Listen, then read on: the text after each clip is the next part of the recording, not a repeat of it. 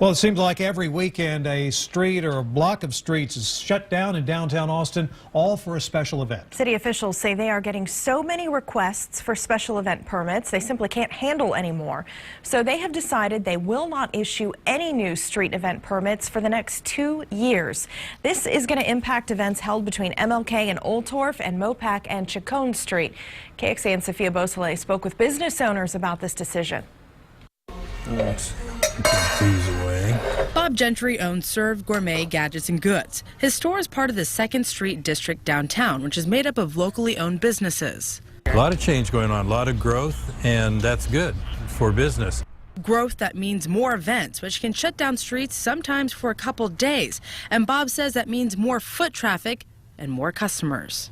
We enjoy when the streets are blocked and we have special things going on, such as F1 when it was on our block for the last 2 years. This year it moved, so we suffered because we didn't have them in this area. FanFest moved because of all the road work and buildings going up, which will impact future events.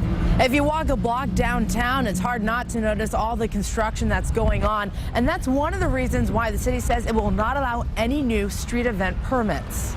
The city says with all the hotels, condos, and underground utility projects underway, it's just too hard to add any more special events and close off roads. There's so many events and so much to do.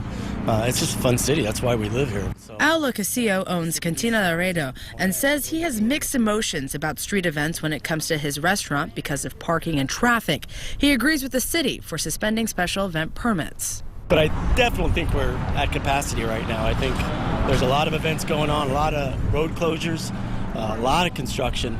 So right now I think it's just really full. So I think they're thinking ahead. I think it's a good idea.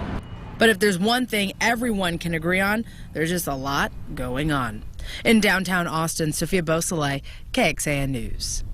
Well, the Transportation Department and the Austin Center for Events says exemptions may be allowed. First Amendment and free speech events will not be affected by this suspension.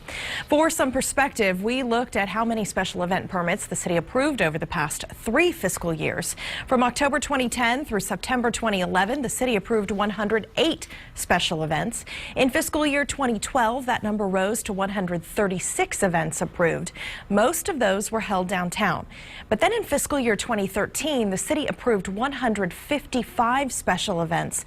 That's a 43% increase from 2 years before. A state